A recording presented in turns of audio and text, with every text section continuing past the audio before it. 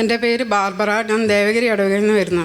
എൻ്റെ കഴുത്തിൽ ഇവിടെ തൈറോയിഡിൻ്റെ ഒരു മുഴ ഉണ്ടായിരുന്നു. അപ്പോൾ ഞാൻ കഴിഞ്ഞ 2025 ഞാനിവിടെ വന്ന് റാഫേലച്ചനെ കണ്ട് പ്രാർത്ഥിച്ച് തലയിൽ കൈവച്ച് പ്രാർത്ഥിച്ചപ്പോൾ അച്ഛൻ പറഞ്ഞു സർജറി ഒന്നും വേണ്ടി വരില്ല, നിങ്ങൾ എന്നും പ്രാർത്ഥിച്ചാൽ മതി എന്ന് പറഞ്ഞു. അപ്പോൾ ഞാൻ വെന്തിങ്ങ ഇവിടുന്ന് വാങ്ങിക്കൊണ്ട് കഴുത്തേലിട്ടു.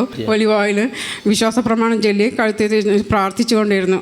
അപ്പോൾ വേറൊരു ഡോക്ടറെ കാണിച്ചപ്പോൾ ഡോക്ടർ പറഞ്ഞു 6 മാസം കഴിഞ്ഞ് ഇതിന് ഗ്രോത്ത് ഉണ്ടാവും, അതനുസരിച്ച് നമുക്ക് സർജറിയാണ് ഫസ്റ്റ് ഓപ്ഷൻ എന്ന് പറഞ്ഞു.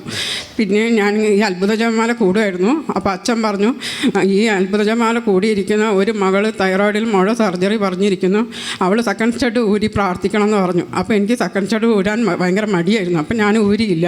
പിന്നെയും ജപമാല കൂടുമായിരുന്നു. പിന്നെ രണ്ടാമത് അച്ഛൻ ഇങ്ങനെ വിളിച്ചു പറഞ്ഞപ്പോൾ ഞാൻ വിചാരിച്ചു ഞാൻ തന്നെയാണ് അത് എന്നാണ് ഞാൻ സെക്കൻഡ് സ്റ്റഡ് ഊരി മാറ്റി.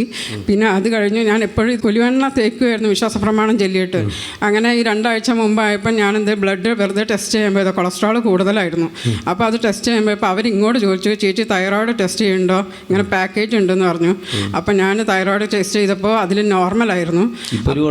ഇല്ല, നല്ലൊരു കൈയടി കൊടുത്തേ കണ്ടോ, കർത്താവ് സൗഖ്യപ്പെടുന്നത് കണ്ടോ. ഈ കൈയുടെ ഒന്നും പോരാട്ടം ശരിക്കും കണ്ടോ, അത്രയും വലിയ സൗഖ്യ കർത്താവ് കൊടുക്കുന്നതേ. എന്നിട്ട് എനിക്ക് വിശ്വാസം വന്നില്ല. ബ്ലഡ് ടെസ്റ്റ് ചെയ്ത് നോർമലാന്ന് പറഞ്ഞപ്പോൾ അങ്ങനെ ഞാൻ 2 ഡോക്ടേഴ്സിനെ വീട്ടിൽ കൊണ്ടേ കാണിച്ചു. അപ്പോൾ അവർ പറഞ്ഞു ഇനി ഒരു കുഴപ്പമില്ല, സർജറി ഒന്നും ആവശ്യമില്ല. അപ്പം ഞാനിങ്ങനെ പറയുകയും ചെയ്തു, ഇങ്ങനെ പ്രാർത്ഥിച്ചിട്ടുണ്ടായിരുന്നു എൽഫോയിലെന്ന് ഡോക്ടറോട് പറഞ്ഞു. അങ്ങനെ സൗഖ്യം കിട്ടി. പിന്നെ പറയുന്നത് കണ്ടോ, ഇങ്ങനെ തൈറോയിഡ് ഇങ്ങനെ മുഴയുള്ള ആളോട് സെക്കൻഡ് സ്റ്റഡ് ഊരി മാറ്റി പ്രാർത്ഥിക്കുക കണ്ടോ, എന്നിട്ട് അത് ഊരാൻ തോന്നിക്കുന്നില്ല.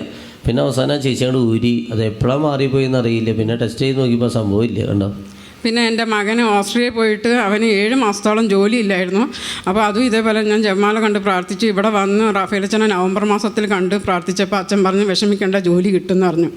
അതേപോലെ തന്നെ അവന് ജോലി കിട്ടി. ഞാൻ ദശാംശം കൊടുക്കാൻ നേർന്നിരുന്നു. പിന്നെ എൻ്റെ കയ്യിൻ്റെ ഇവിടെ ഈ ഭാഗത്ത് ചെറിയ ചെറിയ കുരുക്കളായിട്ട് ഇങ്ങനെ വന്നിരുന്നു. അപ്പോൾ ഞാൻ അതും വെഞ്ചരിച്ച ഒലിവ് ഓയിൽ തേച്ച് വിശ്വാസ പ്രമാണം ചൊല്ലി പ്രാർത്ഥിച്ചിരുന്നു.